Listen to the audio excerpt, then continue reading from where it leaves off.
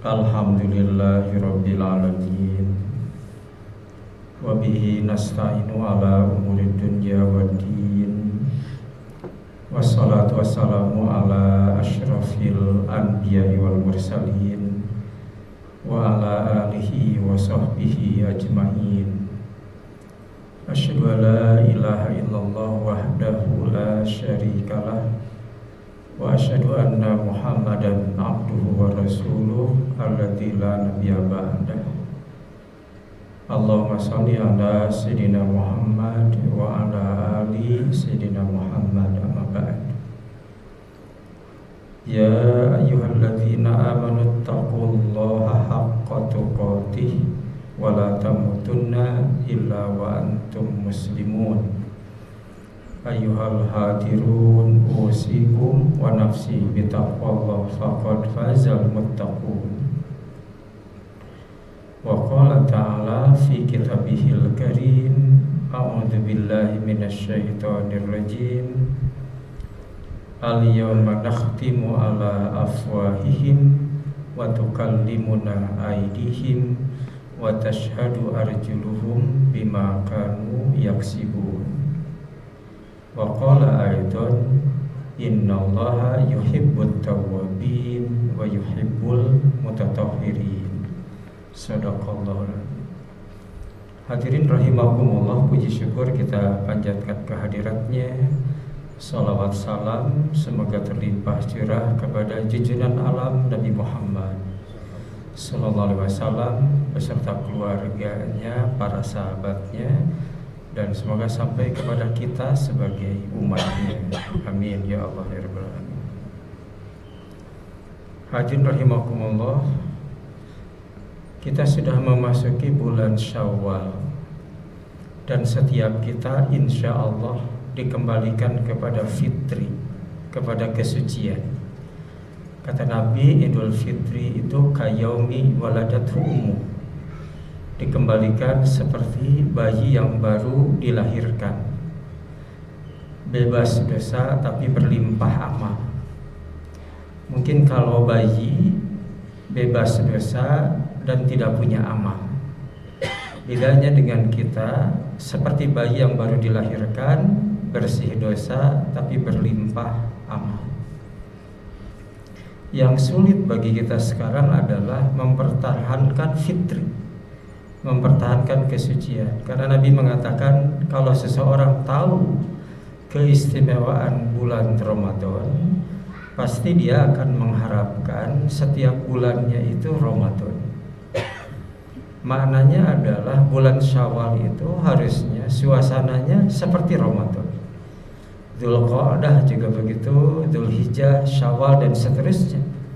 Makanya sekali lagi Nabi mengatakan jika seseorang tahu keistimewaan bulan Ramadan, pasti dia akan mengharapkan setiap bulannya adalah Ramadan.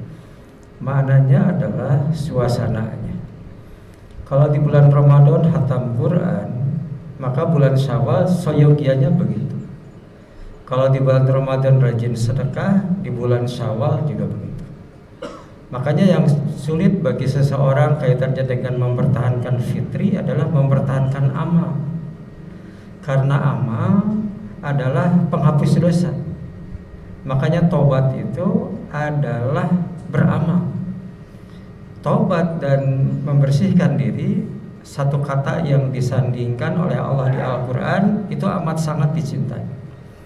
Surah Al-Baqarah 222, innallaha yuhibbut tawwabin wa yuhibbul mutatahhirin. Kata Allah, sesungguhnya Allah sangat mencintai orang yang bertobat dan mencintai orang yang menyucikan diri. Nah, taubat adalah amal, karena kata Allah surah Hud 114, setiap amal penghapus dosa. Innal hasanat yudhibnas sayyiat. Sesungguhnya berbagai perbuatan baik itu akan menghapuskan berbagai dosa. Zikir kita penghapus dosa, salat kita penghapus dosa, sedekah, tahajud, tarawih dan sebagainya. Setiap amal itu penghapus dosa. Innal hasanat yudhibnas sayyiat. Kata Allah, sesungguhnya berbagai perbuatan baik akan menghapuskan berbagai dosa. Makanya Nabi menggambarkan amal, menggambarkan taubat itu dengan sebuah perumpamaan di hadapan para sahabat. Nabi mengatakan begini di hadapan para sahabat, kata Nabi, bagaimana pendapat kalian jika ada seseorang bepergian safar, dia bawa kuda dan bawa perbekalan. Pergilah dia untuk safar, bepergian dengan perjalanan yang sangat jauh. Karena lelah dan capek, dia singgah di sebuah tempat, istirahat sejenak. Tidak terasa, karena lelah dan capeknya dia tertidur. Ketika dia bangun, kata Nabi, dia terkejut karena kuda dan perbekalannya tidak ada, pergi, hilang. Nabi bertanya kepada para sahabat, bagaimana pendapat kalian tentang perasaan orang itu? Lalu para sahabat mengatakan, ya Rasulullah, tentu orang itu sedih, mungkin bercampur bingung, bercampur cemas, perjalanan masih jauh, kuda dan perbekalannya hilang. Lalu Nabi mengatakan, ketika bingung, sedih dan cemas seperti itu, tiba-tiba kudanya muncul dengan perbekalan di atasnya. Terus Nabi bertanya lagi kepada sahabat, gimana pendapat kalian tentang perasaan orang itu? Para sahabat mengatakan, tentu orang itu amat sangat bahagia, gembira, karena perjalanan akan terus dilakukan, karena kuda dan perbekalannya muncul. Terus Nabi mengatakan, Allah lebih bahagia ketimbang orang itu pada saat ada orang bertobat. Tadi tobat identik dengan amal, karena Allah mengatakan setiap kebaikan penghapus dosa. Berarti setiap kebaikan adalah tobat. Berarti pada saat kita berbondong-bondong untuk Jumatan seperti ini, Allah lebih bahagia ketimbang orang yang kehilangan barang, kehilangan kuda, kehilangan mobil, kehilangan sendal, apapun. Allah lebih bahagia pada saat melihat hambanya bertobat, hambanya datang kembali kepadanya, kepada Allah. Lebih bahagia ketimbang orang yang kehilangan sesuatu, kemudian sesuatu itu ditemukan kembali. Nah, tobat dan amal itu akan mengantarkan seseorang kepada fitri, kepada kesucian. Kayaumi waladathu ummuh, seperti bayi yang baru dilahirkan. Nah, yang sulit sekali lagi bagi kita adalah untuk mempertahankan fitrah tadi, kesucian. Ada 4 caranya kata ulama untuk mempertahankan fitrah, untuk mempertahankan kesucian. Yang pertama, seyogianya kita mempertahankan diri suci dari hadas dan najis. Hadas kaitannya dengan hadas besar dan kecil, dibersihkannya dengan mandi dan wudu. Sementara najis adalah benda yang menempel di badan, di pakaian. Kalau menempel benda itu, najis itu, maka tidak sah sholat. Menunjukkan bahwa muslim itu orang yang amat sangat bersih.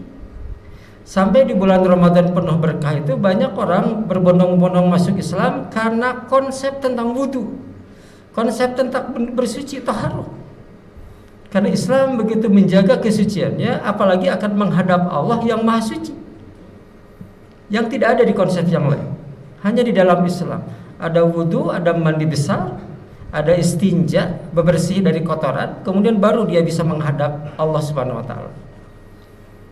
Itu bersuci. Sampai Nabi mengatakan pada saat seseorang berwudu menghilangkan hadas kecil, yang bersih bukan saja badannya dari kotoran atau debu atau najis, tapi yang bersih juga adalah dosa-dosa. Pada saat dibasuh tangannya, menetes air wudu itu, maka tetesan itu membawa dosa. Pada saat dibasuh di wajah, ketika menetes, maka tetesan itu membawa dosa dari wajah kita. Demikian pula kaki, demikian pula wajah dan seluruh anggota tubuh kita. Maka pantas kalau setiap wudu seseorang akan mengantarkan kepada fitri, kesucian, bersih seperti bayi yang baru dilahirkan.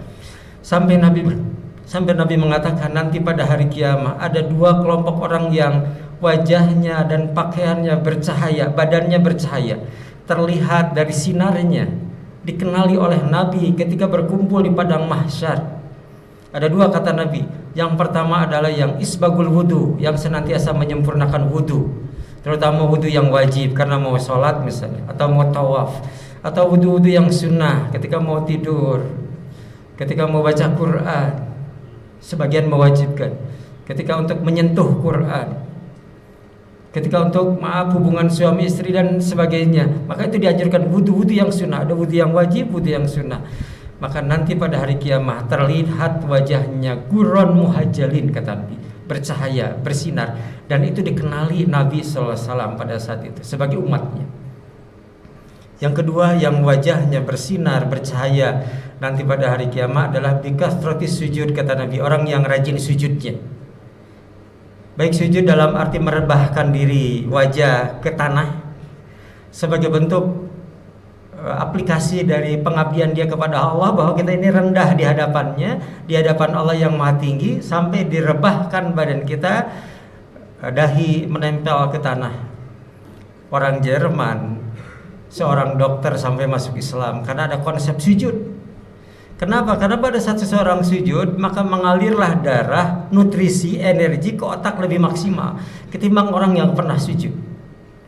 Jadi dokter juga menilai bahwa sholat itu menyehatkan seseorang, karena pada saat sujud, pada saat itulah energi secara maksimal, nutrisi atau darah mengalir secara maksimal kepada otak. Di konsep yang lain ada yoga misalnya, yang kepalanya di bawah, kakinya di atas, itu memang menyehatkan, tapi dalam Islam ada sujud. Makanya Nabi SAW, satu di antara sunnah yang dilakukannya kalau beliau sendiri adalah melamakan sujudnya. Bahkan ada sahabat yang pernah menunggu Nabi dan mencontohnya, tidak kuat.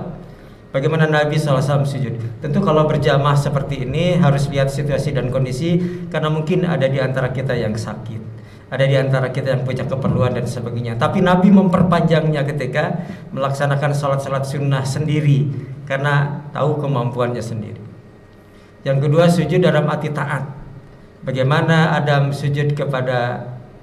bagaimana malaikat sujud kepada Adam, dan yang lainnya itu menunjukkan bahwa sujud itu mengandung arti taat. Kita sedang sujud ini, sedang melaksanakan Jumatan. Orang sedekah itu sedang sujud. Makanya alam semesta juga ketika taat kepada Allah atas sunnahnya itu sujud. Yasjudu lahu ma fis samawati wal ard.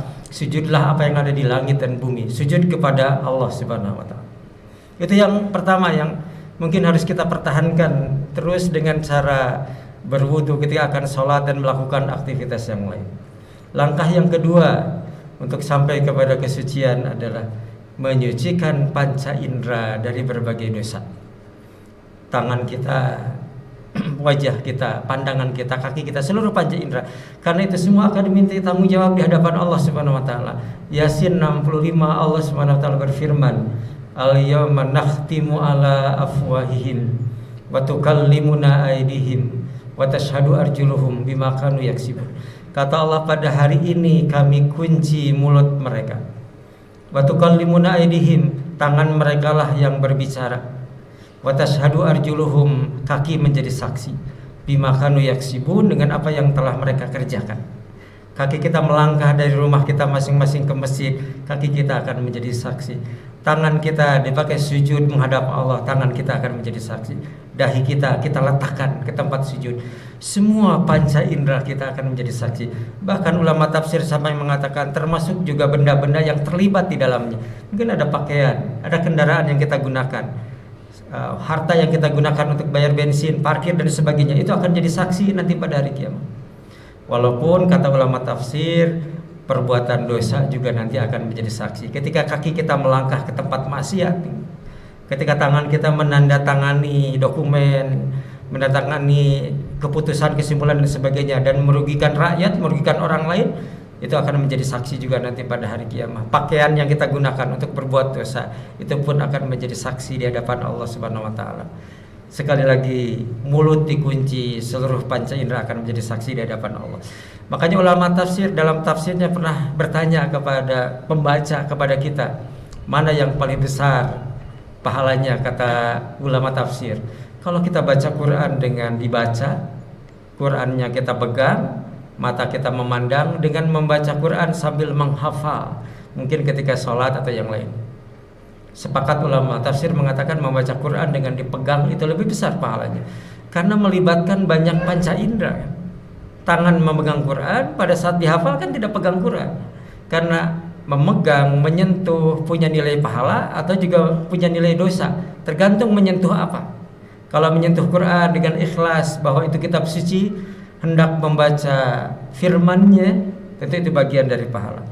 Mata memandang butiran-butiran ayat yang ada di dalam kitab suci Quran, badan menghadap kiblat. Karena menghadap kiblat saja jadi pahala. Setiap kebaikan diperintahkan untuk menghadap kiblat. Fawallu wujuhakum syatral masjidil haram. Arahkan wajahmu ke arah Masjidil Haram. Tidur aja kita dianjurkan untuk menghadap kiblat. Berbaring ke sebelah kanan, arahkan ke arah kiblat. Apalagi membaca Quran, apalagi zikir. Ketika orang sakit dan dalam posisi yang amat kritis, sakratul maut, kita dianjurkan untuk membaringkan ke arah kiblat. Kaki menjulur ke arah kiblat, kemudian kepala diganjal dengan bantal sehingga wajah mengarah ke arah kiblat. Beberapa tidak boleh mengarah ke arah kiblat, buang air hajat misalnya, buang air kecil, buang air besar, toilet di rumah kita tidak boleh atau tidak anjurkan untuk menghadap kiblat karena itu tempat yang kotor. Ketika buang hajat, ketika buang air, harus diarahkan ke tempat yang lain. Ketika meludah, kalau dulu zaman Nabi karena tidak pakai karpet, pasir, makanya orang sering ketika sujud itu belepotan dengan pasir. Itu kalau meludah itu ke arah kiri atau ke arah kanan, tidak ke arah depan, karena menghadapkan ke arah kiblat. Disitulah wajhullah, disitulah zat Allah Subhanahu wa taala. Itu yang kedua yang mungkin harus kita pertahankan, kesucian panca indera senantiasa digunakan untuk beribadah, untuk amal fi sabilillah di jalan Allah Subhanahu wa taala. Yang ketiga untuk menuju fitrah adalah menjaga kesucian kolbu dari berbagai penyakit hati, dari berbagai penyakit kolbu. Karena pada akhirnya nanti pada hari kiamat yang menentukan selamat dan tidaknya adalah kolbu. Asy-Syu'ara 88-89. Yauma la yanfa'u malu wala banun illa man atallaha biqalbin salim. Pada hari ini, hari kiamat maksudnya, harta dan anak tidak ada nilainya illa man atallaha biqalbin salim, kecuali yang datang kepada Allah dengan qalbun salim, motivasi yang benar, niat yang tulus, keikhlasan, dan semata-mata mencari keridhaan Allah Subhanahu wa taala. Karena nanti pada hari kiamat digambarkan oleh Nabi, dikutip oleh Imam Bukhari, ada 3 kelompok orang protes kepada Allah, bertanya kepada Allah pada saat Nabi mengatakan ulqiya ilan nar, mereka dilemparkan ke dalam neraka. Satu orang rajin baca Quran, yang kedua yang rajin sedekah, yang ketiga orang yang berjuang, berjihad di jalan Allah. Kata Nabi ulqiya ilan nar, mereka dilempar, diseret ke dalam neraka. Lalu yang sedekah, yang baca Quran, dia bertanya kepada Allah, ya Allah, dulu saya rajin baca Quran, tapi kenapa mau dilemparkan ke dalam neraka?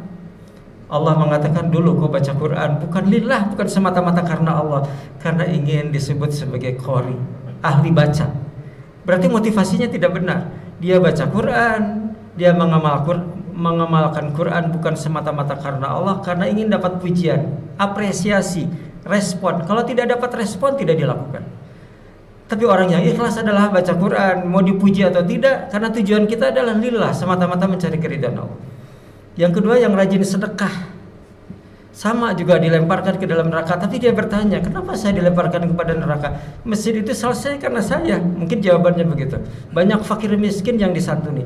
Kemudian Allah mengatakan, dulu kau sedekah bukan karena Allah, tapi karena ingin disebut sebagai dermawan, ingin dapat pujian dari orang lain.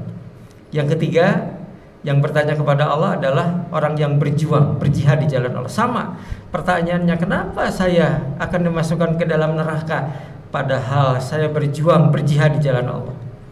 Allah mengatakan, dulu ketika engkau berjuang bukan lillah, mungkin motivasinya agar dicatat di dalam sejarah, mungkin akan dipuji orang kalau meninggal dunia, dijadikan nama jalan dan sebagainya. Maka ulama membagi mati syahid itu menjadi 3 bagian. Ada mati syahid dunia, ada mati syahid akhirat, ada mati syahid dunia akhirat. Mati syahid dunia adalah orang yang berjuang di jalan Allah, mungkin leluhur kita melawan Jepang, Belanda, Portugis, Spanyol. Kita ini nyaris 400-an tahun lebih dijajah oleh mereka. Tentu ribuan, mungkin jutaan keluarga kita, leluhur kita, orang muslim yang mempertahankan negeri ini dari penjajah. Mereka meninggal dunia. Tapi kemudian disebut oleh para ulama sebagai mati syahid dunia. Kenapa disebut mati syahid dunia? Orang di dunia kan menyebutnya mati syahid karena nggak tahu motivasinya. Tapi di hadapan Allah tidak disebut mati syahid karena Allah tahu motivasi. Yang kedua ada mati syahid akhirat. Mati syahid akhirat itu di dunia orang tidak menyebut dia mati syahid, tapi di akhirat disebut mati syahid. Adalah orang-orang yang meninggal dunia karena sakit, karena kena bencana, tsunami, tertabrak atau apapun, kena musibah, kena bencana, tapi dia tidak pernah meninggalkan kewajiban utamanya. Walaupun sakit tetap sholat, walaupun sambil berbaring misalnya, walaupun sambil berkedip.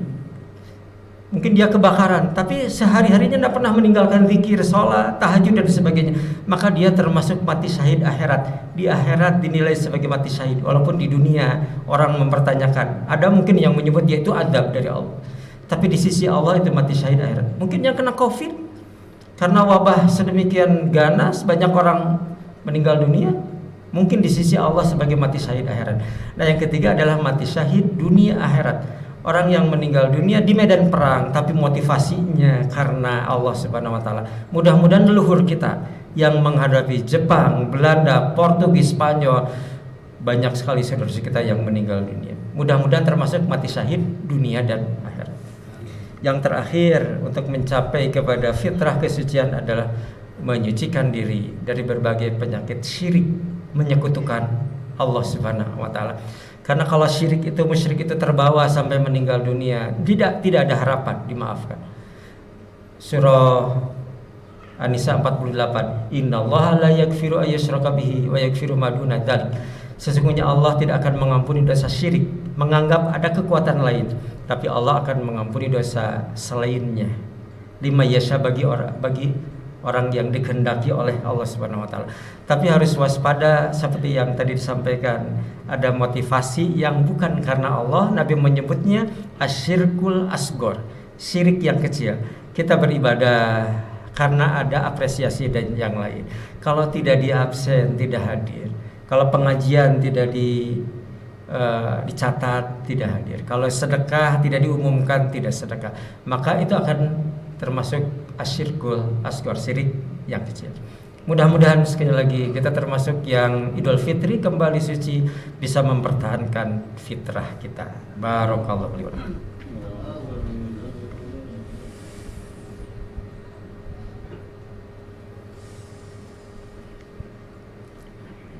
Alhamdulillahilladzi hadana li hadza wa ma kunna linahtadiya laula an hadanallah. Asyhadu an la ilaha illallah wahdahu la syarikalah wa asyhadu anna Muhammadan abduhu wa rasuluhu alladzi la nabiyya ba'dah.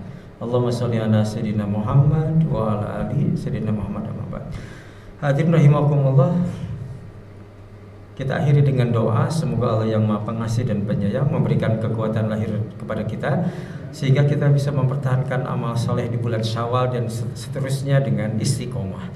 Allahumma sholli ala sayyidina Muhammad wa ala ali sayyidina Muhammad, amin ya Allah ya rabbal alamin. Alhamdulillahirabbil alamin, hamdan yuwafi ni'amahu yukafi mazidah. Ya Rabbana lakal hamdu kama yanbaghi li jalali wajhikal karimi wa dhimmi sultanik. Rabbana dzalamna anfusana wa lam taghfir lana wa tarhamna lanakunanna minal khasirin. Rabbana ighfir lana dzunubana wa liwalidina warhamhum kama rabbawna shighara wa li jamil muslimina wal muslimat wal mu'minina wal mu'minat al-ahya'i minhum wal amwat bi rahmatika ya arhamar rahimin.